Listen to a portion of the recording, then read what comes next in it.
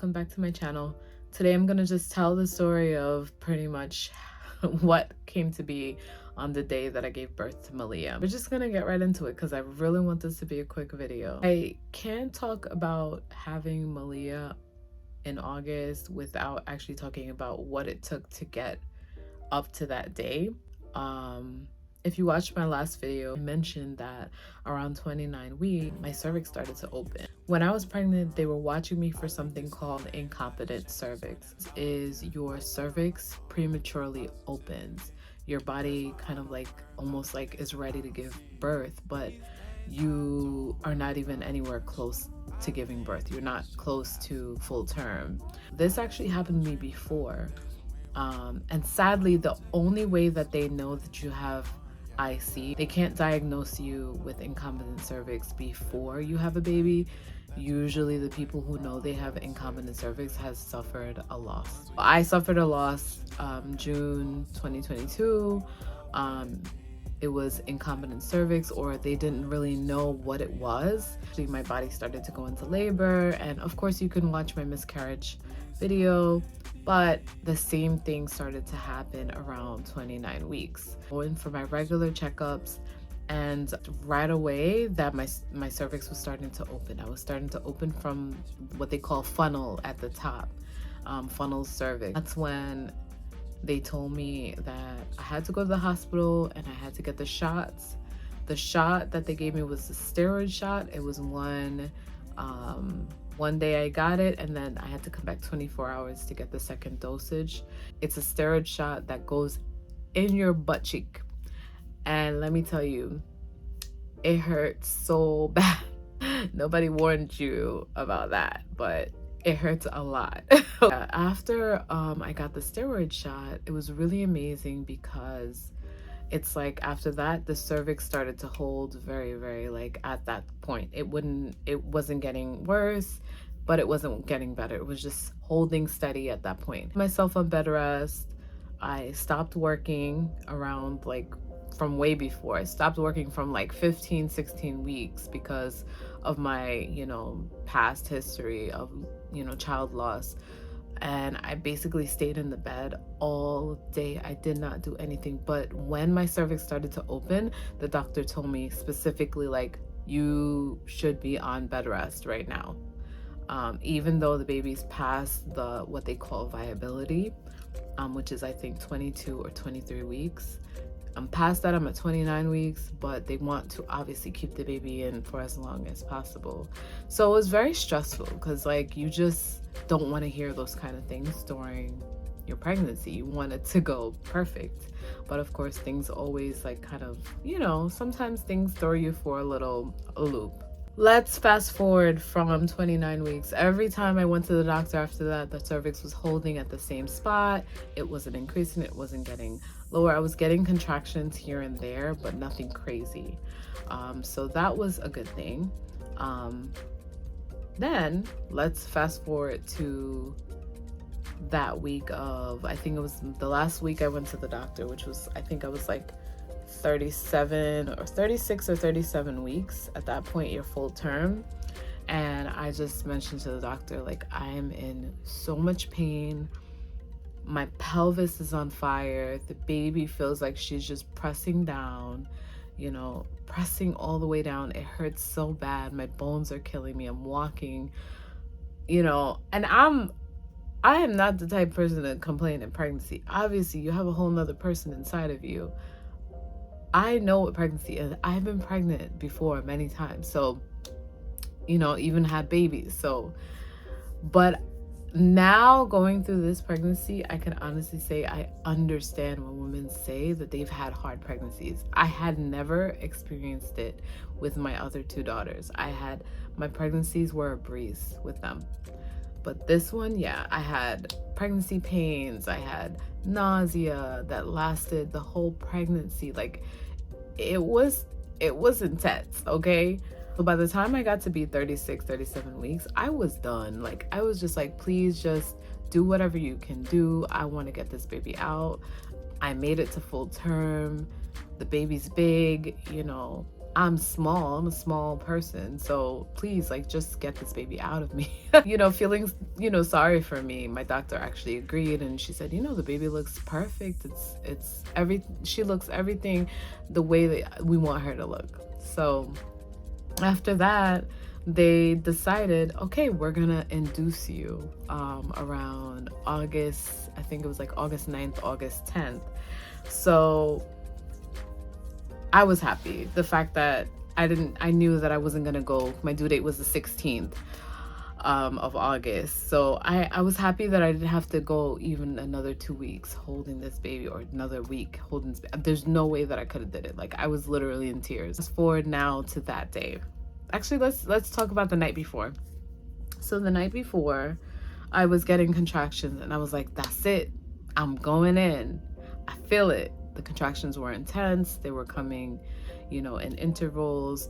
And then out of nowhere, maybe for a couple hours, they were steady and getting intense. And I was like smiling because I was like, oh, tonight's the night. I'm gonna have her, And then the contractions just stopped. Just completely just disappeared. And I tell you, I could have cried because I really thought that that was the night that I was going to give birth. But instead, it stopped. The next morning, I decided, okay, I need to do something to help myself out. So these are the things that I did that I think contributed to me going to labor that day or the next day. So basically, what I did was I looked at a YouTube video for pregnancy, where it was like doing stretches and stuff like that. And since I had been on bed rest for so long, my body has not moved. So I thought that was contributing to why it was taking so long for me to like go into labor, even though my contractions were start and go, stop and go, stop and go. Well, I did the exercise video. After that, my contraction actually started up again, but again, they stopped. And then I drank raspberry leaf tea, which within like an hour or two, I was getting the contractions, but then they stopped. It's like everything I did, my contractions would start, but then it would stop. Then I decided that I was going to try the castor oil. And I had spoken to one of my friends who she did the castor oil, but that's because she told me she did castor oil because she realized like she was starting to carry a lot of water in her legs, and she was also around 38 weeks or so. Her legs were swollen of water and stuff like that. So she was like, I need to get this baby out. I don't know what's going on with my body. Let me get the baby out. So she drank the castor oil, and that night she went into labor. So what I did was I used teaspoons.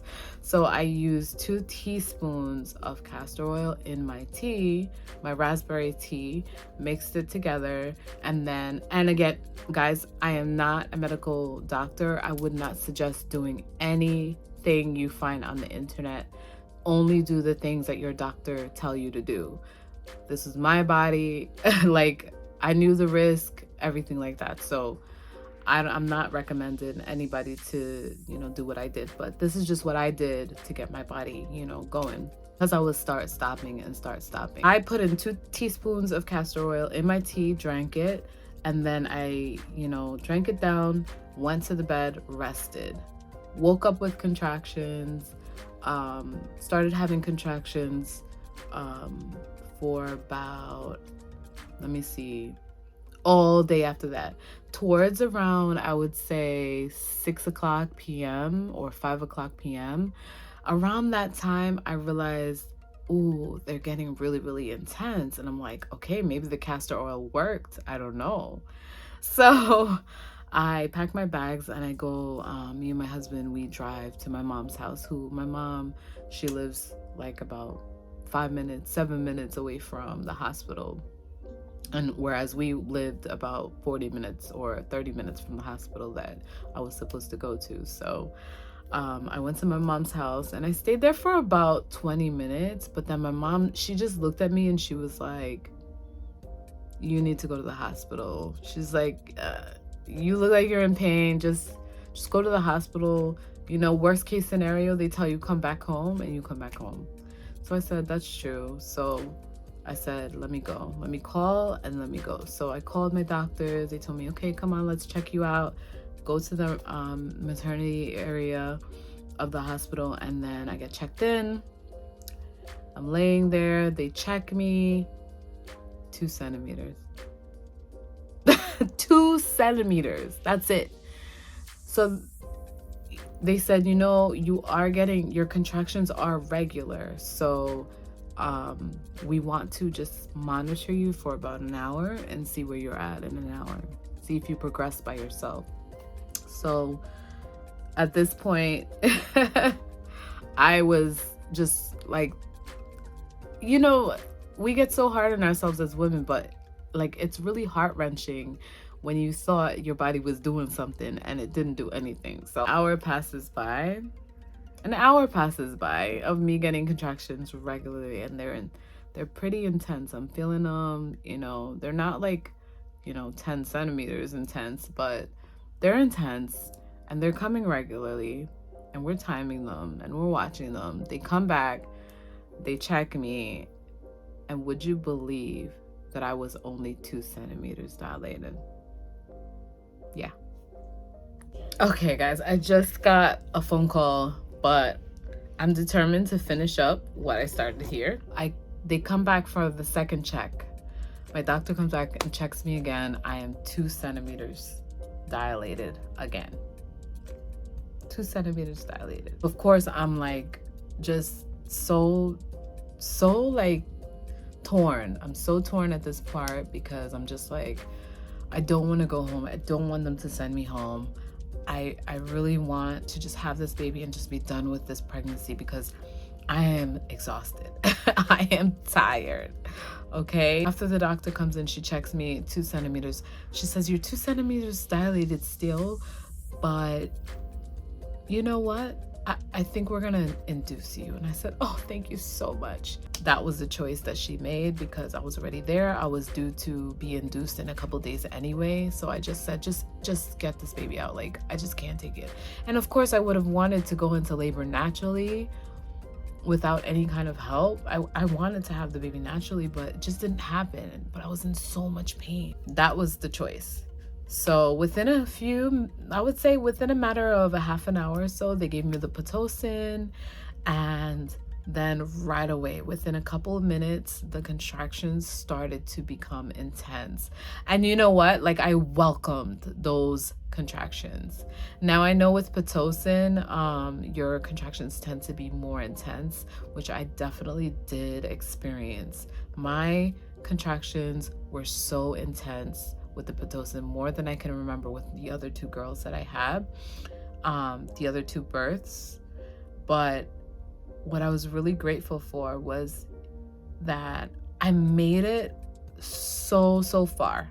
At the very end, when I was just about to give up, I said, I can't take it anymore. Just give me the epidural. Check me and give me the epidural if I'm not far. So they said, no, we're not going to check you. We're just going to give you the epidural, and then we're going to check you. Which I wish they would have did it reverse, because after they gave me the epidural, within 5 minutes, they came and checked me again after the epidural came, and the baby's head was right there. So it's like I didn't even really need the epidural. What I was feeling, that pressure that I was starting to feel, was the baby actually pushing down. And your thighs back. I pushed. Yeah. I pushed, and you'll see the footage. But when she popped out, I was mad at me. There you are. I was so emotional because of everything that I've been through. Just that moment was like, it was the highlight. It was